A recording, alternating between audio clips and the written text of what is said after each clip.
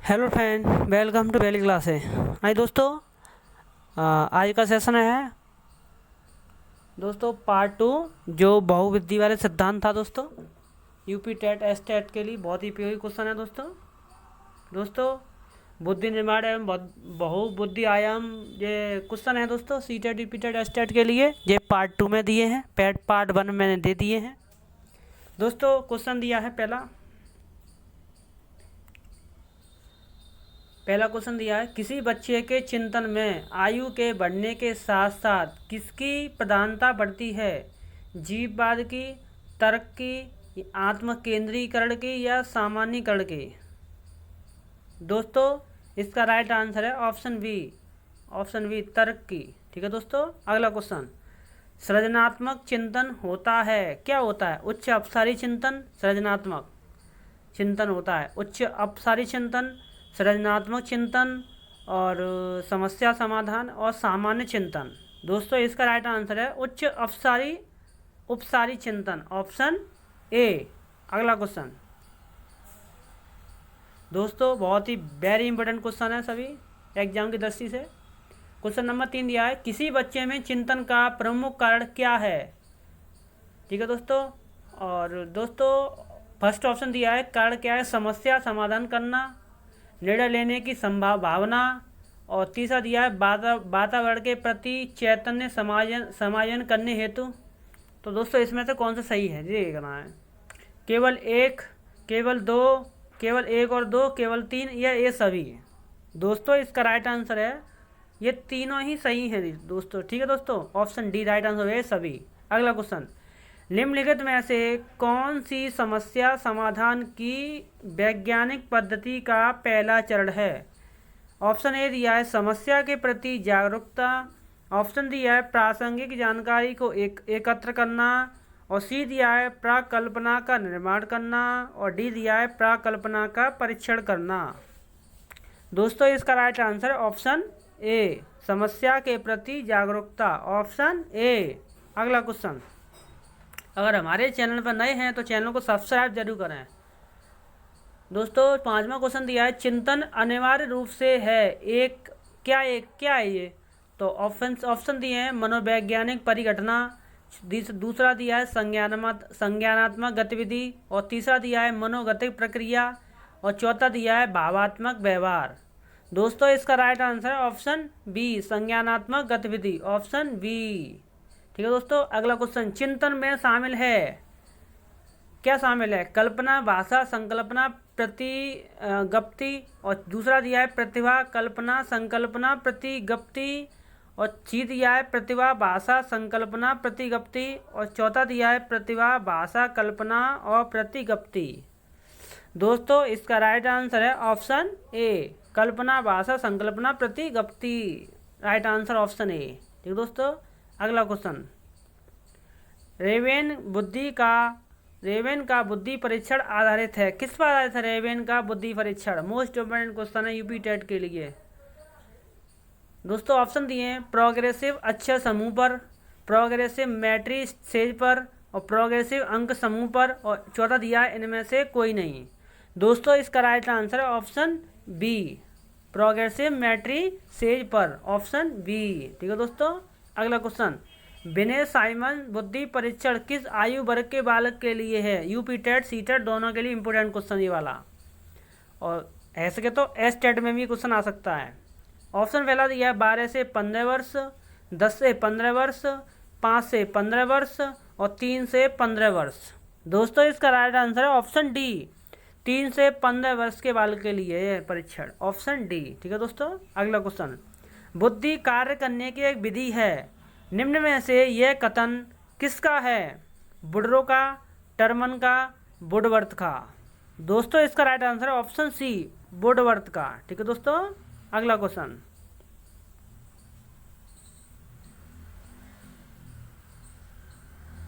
वर्तमान समय में बुद्धि का मापन क्यों आवश्यक है दोस्तों? पिछड़े बालकों के चुनाव हेतु, बालकों के वर्गीकरण हेतु, भावी सफलता के ज्ञान हेतु, या उपरोक्त सभी? दोस्तों इसका राइट आंसर है भावी सफलता के ज्ञान हेतु, ऑप्शन सी। अगला क्वेश्चन, अनपढ़ लोगों के सामूहिक परीक्षण के लिए निम्नलिखित में से कौन से परीक्षण अपनाए जाते हैं? अनपढ़ लोगों के सामूहिक परीक्षण के लिए निम्नलिखित में से कौन से परीक्षण अपनाए जाते हैं? ऑप्शन दिए हैं अवाचिक व्यक्ति बुद्धि परीक्षण, वाचिक व्यक्ति बुद्धि परीक्षण, अवाचिक समूह बुद्धि परीक्षण और चौथा दिया है वाचिक समूह बुद्धि परीक्षण। दोस्तों इसका राइट आंसर है ऑप्शन सी, अवाचिक समूह बुद्धि परीक्षण। अगला क्वेश्चन, छात्र क्रियाओं का बौद्धिक महत्व है विद्यार्थियों में। छात्र क्रियाओं का बौद्धिक महत्व है विद्यार्थियों में निर्णय शक्ति का विकास होता है, तर्क शक्ति का विकास होता है, कल्पना शक्ति का विकास होता है, ये सभी। दोस्तों इसका राइट आंसर है ऑप्शन डी, ये स्टूडेंटों में मतलब विद्यार्थियों में सभी होते हैं। निर्णय शक्ति विकास भी होता है, तर्क शक्ति का भी विकास होता है, कल्पना शक्ति का भी विकास होता है दोस्तों। तो ऑप्शन डी इसका राइट आंसर हो जाएगा सभी। ठीक है दोस्तों, अगला क्वेश्चन, निम्न में से क्या बुद्धि का एक प्रकार नहीं है? ऑप्शन दिए हैं मूर्त बुद्धि, सामाजिक बुद्धि, मानसिक बुद्धि या मूर्त बुद्धि। दोस्तों इसका राइट आंसर है ऑप्शन सी, मानसिक बुद्धि, ऑप्शन सी। अगला क्वेश्चन, बुद्धि मानसिक वृद्धि या बुद्धि सिद्धांत किससे संबंधित है? मानसिक आयु। दोस्तों ऑप्शन दिए हैं कालानुक्रमिक गुणा मानसिक आयु इंटू 100, कालानुक्रमिक आयु मानसिक आयु इंटू 100 और मानसिक आयु बट्टे कालानुक्रमिक आयु इंटू 100 और उपरोक्त सभी। दोस्तों इसका राइट आंसर है ऑप्शन सी, मानसिक आयु बट्टे कालानुक्रमिक आयु इंटू 100, ऑप्शन सी। ठीक है दोस्तों, अगला क्वेश्चन, मानसिक आयु माप निम्न में से किस पर आधारित होती है? ऑप्शन दिए दोस्तों मानसिक वृद्धि की दर पर, मानसिक परिपक्वता पर, सी दिया है जन्मजात मानसिक शक्ति पर और डी दिया उपरोक्त में से कोई नहीं। दोस्तों इसका राइट आंसर है ऑप्शन बी, मानसिक परिपक्वता पर। ठीक है दोस्तों, अगला क्वेश्चन, चैनल में नए हैं चैनल को सब्सक्राइब जरूर करें। 16 दिया है बुद्धि लब्धि के संबंध में सूचकांक क्या है? बुद्धि लब्धि के संबंध में सूचकांक क्या है? मानसिक विकास, मानसिक परिपक्वता, मानसिक विकास की दर, मानसिक योग्यता के अंतिम स्तर पर। दोस्तों इसका राइट आंसर है ऑप्शन सी, मानसिक विकास की दर।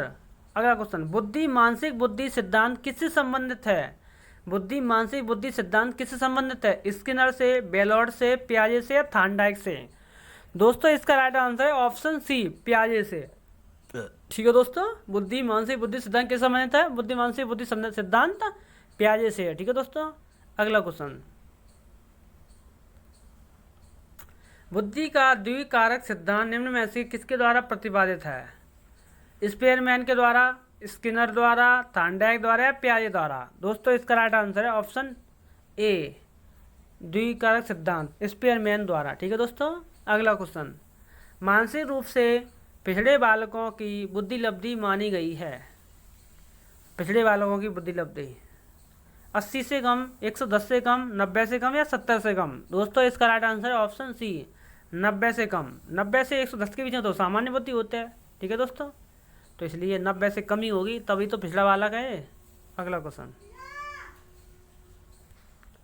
बुद्धि से संबंधित गिलफोर्ड के सिद्धांत के अनुसार मानसिक प्रक्रिया में आधारभूत आयाम है। बुद्धि से संबंधित गिलफोर्ड के सिद्धांत के अनुसार मानसिक प्रक्रिया में आधारभूत आयाम है संक्रिया, सूचना सामग्री, उत्पाद या सभी दोस्तों इसका राइट आंसर है ऑप्शन डी, संक्रिया भी है, सूचना सामग्री भी है और उत्पाद भी है। तो आंसर कौन सा हो जाएगा? Option D. अगला क्वेश्चन, एक बालक यंत्रों व मशीनों से रुचि लेता है, यानी वो इंटरेस्ट लेता है जो यंत्र होते हैं कि मुझे ये करने में मज़ा आता है, मुझे ये करने में मज़ा नहीं आता, ऐसे करके मतलब जो भी अपनी खिलौना कार को खोलकर देखता है, यानी वो कार को खोलकर जोड़ लेता है और खोलकर फिर बना लेता है, मतलब उसे मज़ा आता है उस काम में। उसके अंदर बुद्धि का कौन सा प्रकार विद्यमान है फिलहाल में, करंट में? जो बच्चा मशीन में रुचि लेता है और कार को खोल लेता है, तो अमूर्त बुद्धि आ रही है उसमें, मूर्त बुद्धि आ रही है, सामाजिक बुद्धि है, इनमें से कोई नहीं। दोस्तों इसका राइट आंसर है मूर्त बुद्धि।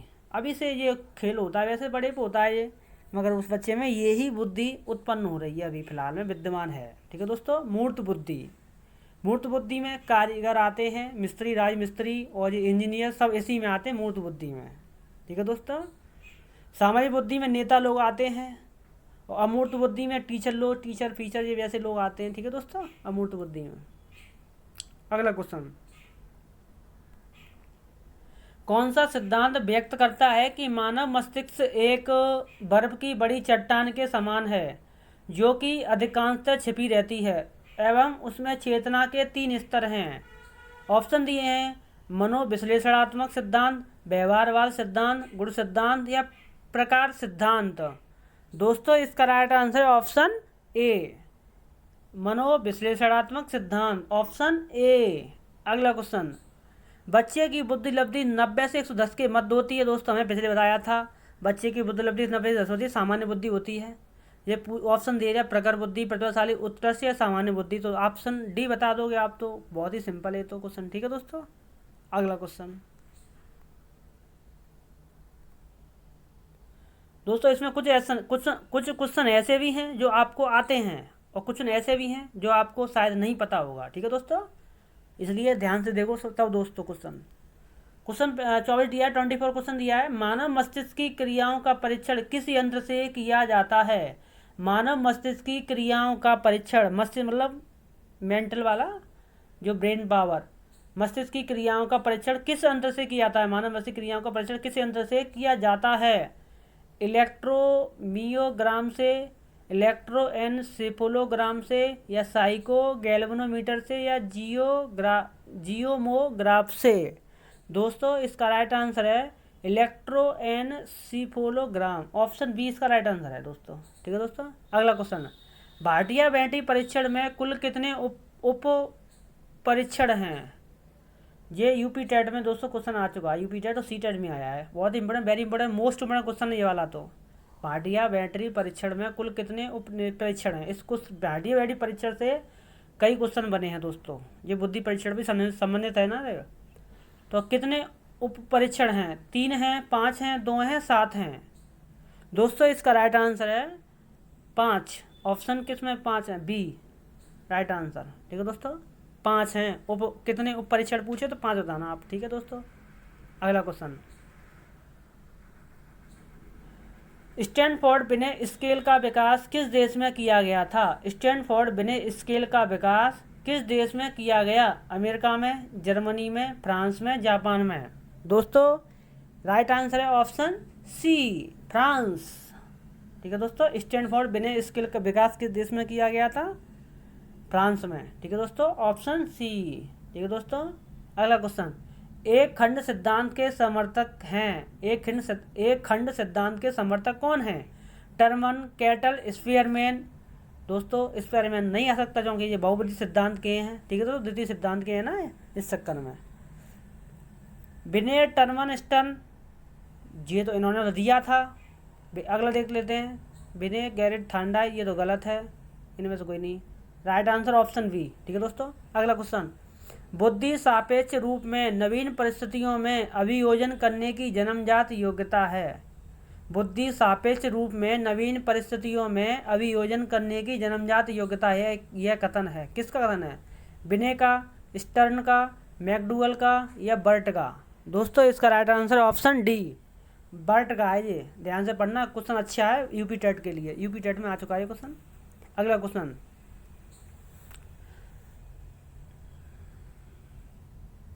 थांडाइक के अनुसार बुद्धि क्या है? बुद्धि अमूर्त है, बुद्धि मूर्त है, बुद्धि यांत्रिक है या उपरोक्त सभी?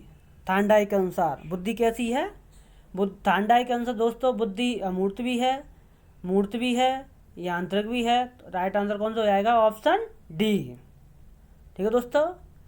अगला, निम्न योग्यता विषय वस्तु से संबंधित नहीं है। निम्न योग्यता विषय वस्तु से संबंधित नहीं है, नहीं पूछ रहा है दोस्तों। ये क्वेश्चन जरूर देख ला करो आप, नहीं पूछ रहा है या हाँ, क्वेश्चन ध्यान से पढ़ो तब क्वेश्चन करा करो। ऑप्शन दिए हैं अर्थगत, अकारात्मक, स्मृति या प्रतीकात्मक। दोस्तों इसका राइट आंसर है स्मृति। निम्न योग्यता विषय वस्तु संबंधित नहीं है, स्मृति नहीं है और ये तीनों हैं इससे संबंधित।